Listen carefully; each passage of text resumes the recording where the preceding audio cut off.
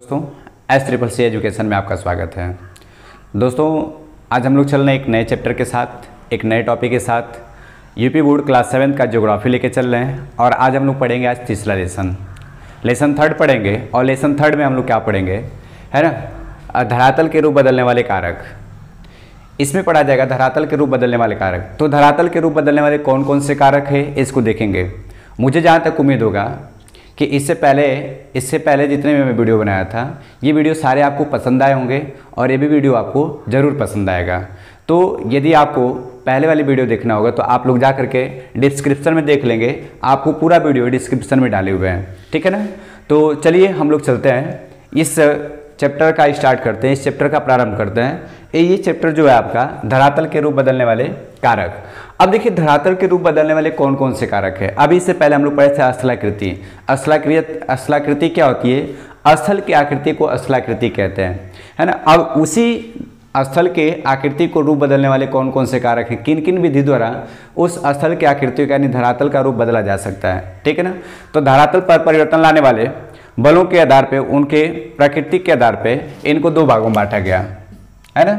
इनके प्रकृति के आधार पे धरातल पर परिवर्तन लाने वाले बलों को उनके प्रकृति के आधार पे उनको दो भागों में बांटा गया। पहला आपका आंतरिक कारक और दूसरा क्या आपका बाह्य कारक। तो आंतरिक कारक क्या होता है और बाह्य कारक क्या होता है। तो आंतरिक कारक मतलब होता है जो अंदर से उत्पन्न, है ना, अंदर से जो कारक अंदर से परिवर्तन करता है उसे आंतरिक कारक, और जो कारक बाह्य से परिवर्तन करता है उसे क्या कहते हैं, बाह्य कारक कहते हैं। तो आंतरिक कारक और बाह्य कारक, ठीक है ना। अब चलिए देखिए हम लोग इसमें समझते हैं कि जो हमारा स्थलमंडल है, हमारा स्थलमंडल अनेक खंडों में विभाजित है ना। हमारा स्थलमंडल जो है ये अनेक खंडों में क्या है, विभाजित है ना। हमारा स्थलमंडल अनेक खंडों में विभाजित है। जैसे हम लोग कह सकते हैं कि हमारे स्थलमंडल पर बहुत सारे प्लेट पाई जाती हैं, और कौन कौन सी प्लेट पाई जाती हैं इसको हम लोग देखेंगे, है ना। जैसे आपका यूरेशियन प्लेट, प्रशांत महासागरीय प्लेट, इंडो ऑस्ट्रेलिया प्लेट, अफ्रीकीय प्लेट, उत्तरी अमेरिकी प्लेट, दक्षिणी अमेरिकी प्लेट और आर्कटिक प्लेट, यानी कुल प्लेटों की जो संख्या है 7 है। तो जो हमारा स्थलमंडल है अलग अलग भागों में भी क्या है, विभाजित है, यानी इसमें अलग अलग प्रकार की प्लेटें पाई जाती हैं। और जो प्लेट हैं इस प्लेट पे ही आपके महाद्वीप और महासागर टिके हुए हैं, है ना। इस प्लेट पे ही महाद्वीप और महासागर टिके हुए हैं। तो यही कह रहा है कि स्थलमंडल अनेक खंडों में विभाजित है, इन्हें स्थलमंडलीय प्लेट कहा जाता है। जो हमारा स्थलमंडल है ये अनेक भागों में विभाजित है, जिसे क्या कहा जाता है, स्थलमंडलीय प्लेट कहा जाता है। और स्थलमंडलीय प्लेट जो आपके कितने हैं, पूरे 7 हैं। यानी पूछा जाएगा कि हमारे, है ना, पृथ्वी पे कुल कितनी प्लेट हैं, तो हमारे पृथ्वी पे कुल 7 प्लेट हैं, ठीक है ना, कुल 7 प्लेट हैं। अब ये बताइए कि क्या ये 7 प्लेट हमारी पृथ्वी पे पहले से ही है, या फिर इससे पहले कुछ कम रही होंगी या फिर कुछ ज़्यादा रही होंगी। तो हमारी पृथ्वी पे ये 7 प्लेट पहले से नहीं है। हमारी पृथ्वी पे जो पहले एक महाद्वीप था और एक महासागर था, है ना, एक ही महाद्वीप था और एक ही महासागर था। अब फिर क्या हुआ कि जो आपका जो ये प्लेट होती है ये धीरे धीरे क्या होता है, एक दूसरे के पास आई, इसमें कुछ बिखरा हुआ, टूटी, यानी फिर दूर गई, और ये अलग अलग भागों में क्या होने लगी, विभाजित होने लगी। जब अलग अलग भागों में विभाजित होने लगे, जैसे कह सकते हैं ये आपका एक मिट्टी का ढेर है, ठीक है ना, और यहाँ से इस पे जल बार बार क्या कर रहा है, अटैक कर रहा है, और करते करते ये मिट्टी का ढेर जैसे ये है यहाँ से टूट के, है ना, विभाजित हो गया। तो अब ये कितने भागों में विभाजित हो गया बालक, 2 भागों में विभाजित हो गया। तो ये आपके की, है ना, ये 2 आपके प्लेट हो जाएंगे, 2 प्लेट हो जाएंगे। फिर ये हो सकता है फिर ये भी धीरे धीरे टूटते टूटते विभाजित होगा, यानी ऐसे ही हमारे प्लेटों का निर्माण हुआ, है ना, प्लेटों का ऐसे निर्माण हुआ। तो कह सकते हैं सबसे पहले पृथ्वी पे एक ही महाद्वीप था, उस महाद्वीप का नाम था पैंजिया महाद्वीप, है ना। पूरे विश्व में यानी पूरे पृथ्वी पर एक महाद्वीप था, और जिस महाद्वीप का नाम था पैंजिया महाद्वीप। और एक महाद्वीप था तो एक महासागर था, उस महासागर का क्या नाम था, पैंथालसा। क्या नाम था, पैंथा, है ना, लसा। उस महासागर का नाम था पैंथालसा। यानी पहले हमारे पृथ्वी पर एक ही महाद्वीप था और एक ही महासागर था। उस महाद्वीप का नाम था पैंजिया महाद्वीप, और उस महासागर का नाम था पैंथालसा महासागर, है ना। फिर क्या हुआ, धीरे धीरे ये अलग अलग भागों में टूटने लगे, और टूट करके फिर ऐसे ये 7 प्लेटों में क्या हो गए, विभाजित हो गए। यानी कमेंट करके आप लोग बताइएगा कि कुल महाद्वीपों की संख्या कितनी है। है ना, कुल महाद्वीपों की संख्या कितनी है? आप लोग कमेंट करके बताइए कि वर्तमान समय में कुल महाद्वीपों की संख्या कितनी है। यदि आप कमेंट करके बताएंगे यदि उतनी ही होगी तो क्या महाद्वीपों की संख्या अभी बढ़ भी सकती है या घट भी सकती है? क्या हो सकता है? महाद्वीपों की संख्या बढ़ भी सकती है और घट भी सकता है ना। ये निश्चित नहीं कि आज 7 महाद्वीप हैं तो कल को भी 7 ही महाद्वीप रहेंगे, ठीक है ना। तो इन महाद्वीपों की संख्या क्या होता है? घटता और बढ़ता रहता है, ठीक है। तो चलिए हम लोग इसमें देखते हैं प्लेट विवर्तनिक संचलन क्या होता है। अभी देखे हैं कि जो प्लेट हैं ये 7 प्लेट होती हैं। यूरेशियन प्लेट, प्रशांत महासागरीय प्लेट, है ना, इंडो ऑस्ट्रेलियन प्लेट, अफ्रीकी प्लेट, उत्तरी अमेरिकी प्लेट, दक्षिणी अमेरिकी प्लेट और आर्कटिक प्लेट, है ना। तो ये प्लेट विवर्तनिक संचलन क्या होता है? जो प्लेट होती हैं, प्लेटें ये गति करती रहती हैं, है ना। जो प्लेट हैं ये गति करती हैं, इसका अंदाज नहीं चल पाता है कि प्लेट गति करती हैं, या तो एक दूसरे से पास आती हैं या तो एक दूसरे से दूर जाती हैं, है ना। ये प्लेटें या तो पास में आती हैं या तो दूर जाती हैं। तो हम कह सकते हैं इस प्लेट की गतियों को, है ना, प्लेट की गतियों को क्या कहते हैं? विवर्तनिक संचलन कहते हैं। और जो प्लेटें होती हैं ये एक वर्ष में कुछ ही मिलीमीटर की, है ना, कुछ ही मिलीमीटर की दूरी तय करती है। जो प्लेटें होती हैं एक वर्ष में कुछ ही मिलीमीटर की दूरी तय करती है। जैसे 5, है ना, 5, 10 जो भी कुछ होता है, 20 हुआ, या इतना ही दूरी तय करती है। तो प्लेट की गति को क्या कहते हैं? प्लेट की गति को क्या कहते हैं? विवर्तनिक संचलन कहते हैं। जो प्लेट गतियाँ करती हैं, प्लेट की गति को क्या कहा जाता है? विवर्तनिक संचलन कहा जाता है। और जो प्लेट गति करती हैं या तो प्लेट एक दूसरे के पास आती हैं या तो प्लेट एक दूसरे से दूर जाती हैं। पास से आना या दूर जाना किसी प्रकार की गति हो सकता है ना। विवर्तनिक संचलन में किसी प्रकार की गति हो सकता है, या तो प्लेट पास में भी आ सकती है या तो दूर जा सकती है, लेकिन हाँ इसमें गति करेंगे। और ये गति बहुत धीरे गति से होता है जिसका अंदाज किसी को नहीं चल पाता है, जिसका पता किसी को नहीं चलता है, ठीक है। अब देखिए क्या होता है कि जब प्लेट एक दूसरे से दूर जाती हैं, जब प्लेट एक दूसरे से दूर जाती हैं तो किसका निर्माण करती हैं? भ्रंश या घाटी का निर्माण करती हैं। जैसे हम कह सकते हैं कि यहाँ जब ये प्लेटें हैं और जब एक दूसरे से दूर जाएंगे तो यहाँ पे स्पेस बनेगा, यहाँ से स्पेस बन जाएगा ऐसे, तो यहाँ पे आपका किसका निर्माण कर देंगे? घाटी का निर्माण करेंगे, यानी भ्रंश का निर्माण करेंगे। तो जब प्लेटें एक दूसरे से दूर जाती हैं तो भ्रंश घाटियों या, है ना, भ्रंश घाटियों या भ्रंश पर्वतों का निर्माण करती हैं, ठीक है ना। जब प्लेट एक दूसरे से क्या होती हैं? दूर जाती हैं तो भ्रंश घाटी और भ्रंश पर्वतों का निर्माण करती है, ठीक है ना।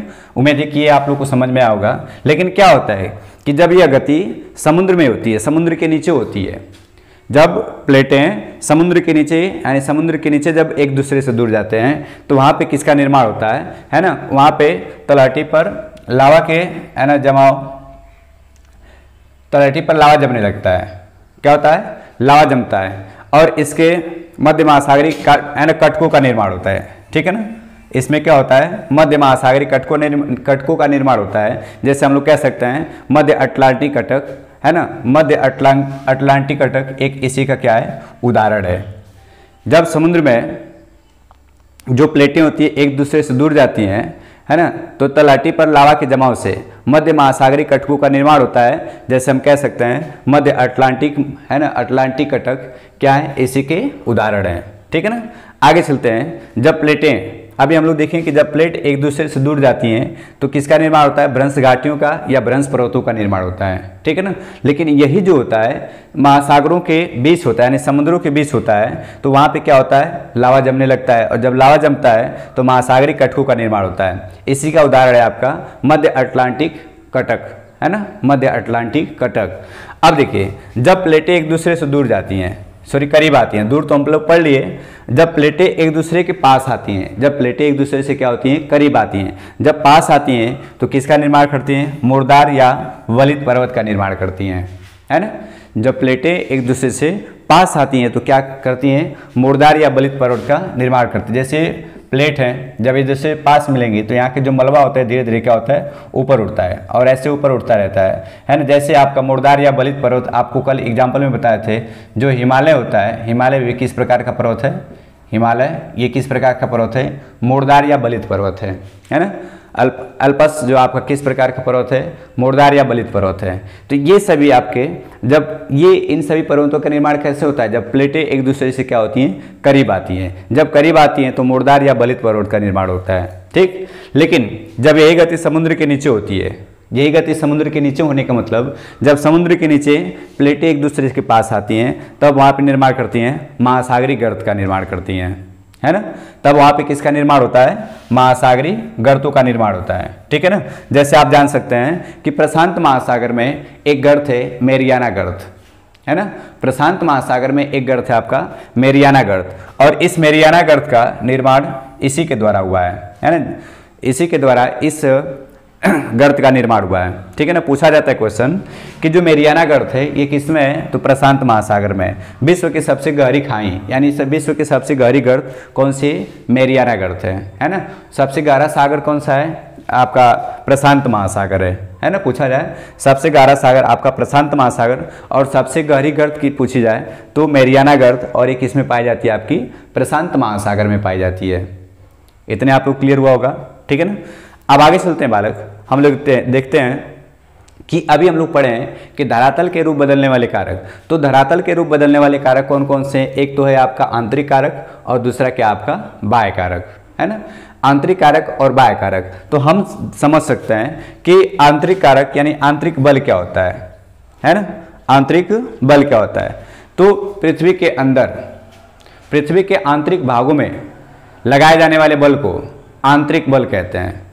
पुनः सुन लीजिएगा, पृथ्वी के आंतरिक भागों में लगाए जाने वाले बल को क्या कहते हैं, आंतरिक बल कहते हैं। अब देखिए आंतरिक बल ये दो प्रकार के होते हैं, पहला होता है आपका दीर्घकालिक बल और दूसरा होता है आपका आकस्मिक बल, है ना। आकस्मिक जो आपका आंतरिक बल होता है ये दो प्रकार के होते हैं, दीर्घकालिक बल और आकस्मिक बल। अब देखिए दीर्घकालिक बल जो होता है, इस दीर्घकालिक बल जो होता है ये क्या उत्पन्न करते हैं, आपका बलन और भ्रंशन। इससे पहले हम लोग पढ़े हैं, है ना। दीर्घकालिक बल आपका बलन और भ्रंशन किस प्रकार के बल हैं, तो दीर्घकालिक बल हैं, ठीक है ना। और आकस्मिक बल में आपका आ जाएगा ज्वालामुखी और भूकंप, है ना, ज्वालामुखी और भूकंप। तो आज अभी हम लोग इसके बारे में पढ़ेंगे, बलन और भ्रंशन क्या होता है। हम लोग अगले वीडियो में पढ़े थे बलन क्या होता है और भ्रंशन क्या होता है, ठीक है। वलन क्या होता है यानी फोल्डिंग क्या होता है ना। फोल्डिंग कह रहा है कि जब दो प्लेटें आमने सामने गति करती हैं तब दबाव की क्रिया होती है। जब दो प्लेटें आमने सामने गति करती हैं तब क्या होती है, दबाव की क्रिया होती है, और इस धरातल पर मोड़ पड़ जाते हैं, है ना। जब इधर आमने सामने गति करेंगे तो क्या होगी, दबाव की क्रिया होगी और इस पर क्या पड़ेंगे, आपके मोड़ पड़ेंगे। और जब मोड़ पड़ेंगे, जैसे हम कह सकते हैं ये अब ऐसे ऐसे संरचना हो जाती है ना, ऐसे संरचना। जब इधर से और इधर से जब दबाव पड़ता है तो इसमें क्या पड़ जाते हैं, आपके मोड़ पड़ जाते हैं, है ना। और जब मोड़ पड़ जाते हैं तो इससे बलित पर्वत का निर्माण होता है ना। बलन क्या होता है कि जब प्लेटें, है ना, आमने सामने की गति करती हैं, जब आमने सामने गति करती हैं तो दबाव, इसमें दबाव की क्रिया के कारण इनमें क्या होते हैं, आपके मोड़ पड़ जाते हैं। ऐसे जब ऐसे गति करती हैं इसमें क्या पड़ जाते हैं, आपके मोड़ पड़ जाते हैं। कह सकते हैं कि जब दो प्लेटें आमने सामने ऐसे गति करती हैं तो इसमें क्या होता है, दबाव होने लगता है। जैसे लाइक आप कह सकते हैं कि एक पेज ले लीजिएगा, और एक पेज लेने के बाद, है ना, जैसे आप कह सकते हैं कि एक पेज ले लीजिएगा, ये पेज है ऐसे। अब जब इसको ऐसे जब दबाएंगे तो इसमें मोड़ उत्पन्न होगा, ऐसे देखिए मोड़ उत्पन्न हो रहा है ना। तो ये जब मोड़ उत्पन्न हो जाता है तो इससे आपके बलित पर्वत का निर्माण होता है ना। किसका निर्माण होता है, बलित पर्वत का निर्माण होता है। देखिए कहीं धंस जाता है तो कहीं ऊपर उठ जा रहा है ना। तो जब धंसेगा तो बलित पर्वत, और जब जब ऊपर उठेगा तो बलित पर्वत, और जब नीचे जाएगा तो क्या होगा, भ्रंशन यानी भ्रंश यानी घाटी का निर्माण करेगा, ठीक है। देखिए ऐसे जब इसको दबाएंगे, है ना, जब इसको दबाएंगे तो ऐसे कहीं से उठेगा तो कहीं से क्या करेगा, नीचे जाएगा, ठीक है। तो ये प्रक्रिया होती है। तो ऐसे ही कह रहा है कि जब दो प्लेटें आमने सामने गति करती हैं तब दबाव की क्रिया होती है और इससे धरातल पे मोड़ पड़ जाते हैं और बलित पर्वत का निर्माण होता है। जैसे आप जानते हैं कि बलित पर्वत आप कल पढ़े थे, हिमालय, आल्प्स और रॉकीज, एंडीज, ये सभी किस प्रकार के पर्वत हैं, बलित पर्वत हैं, ठीक है ना। भ्रंशन देखिए क्या होता है कि जब दो प्लेटें एक दूसरे के विपरीत दिशा में गति करती हैं, जैसे ये है ना, एक इधर जाएगी एक इधर जाएगी। जब एक दूसरे के विपरीत दिशा में गति करती हैं तब एक तनाव की स्थिति उत्पन्न होती है ना, और इससे लंबी और गहरी क्या होती है, दरारें पड़ जाती हैं, है ना। इसमें दरारें पड़ जाती हैं और इस जिसे हम लोग क्या कहते हैं, भ्रंश कहते हैं, है ना, जिसे हम लोग क्या कहते हैं, भ्रंश कहते हैं। अब भ्रंश का जो ऊपर उठा हुआ भूभाग होगा, ऊपर उठा हुआ भूभाग, उसे क्या कहेंगे, होड्स या ब्लॉक पर्वत कहेंगे, है ना, होड्स या ब्लॉक पर्वत। इसके उदाहरण जैसे हम कह सकते हैं विंध्याचल और सतपुड़ा पर्वत, है ना, ये ब्लैक पर्वत के उदाहरण हैं। ठीक है, जैसे कह सकता है। और जो भाग नीचे दसा हुआ भूभाग होगा, जो नीचे दसा हुआ भूभाग होता है उसे हम लोग क्या कहते हैं, भ्रंश घाटी कहते हैं, है ना। जैसे नर्मदा और ताप्ती नदी की जो घाटियाँ हैं ये किसके उदाहरण है, भ्रंश घाटी के उदाहरण है। ठीक है ना। तो आयोग मुझे जहाँ तक उम्मीद है कि इतनी सारी चीज़ें आप लोगों को क्लियर हुआ होगा। यदि आपको वीडियो अच्छी लगी तो वीडियो को लाइक शेयर और सब्सक्राइब करें। तो तब तक के लिए हम लोग चलते हैं और कल हम लोग पढ़ेंगे आकस्मिक बल, है ना। कल हम लोग पढ़ेंगे क्या, आकस्मिक बल। आकस्मिक बल के बारे में कल पढ़ेंगे। यदि वीडियो अच्छी लगी तो वीडियो को लाइक शेयर सब्सक्राइब करिएगा और आप बने रहिएगा। डेली हम लोग एक एक करके एक एक पार्ट ले लेके हम लोग चलेंगे। ठीक है ना। तब तक चलते हैं। जय हिंद, जय भारत।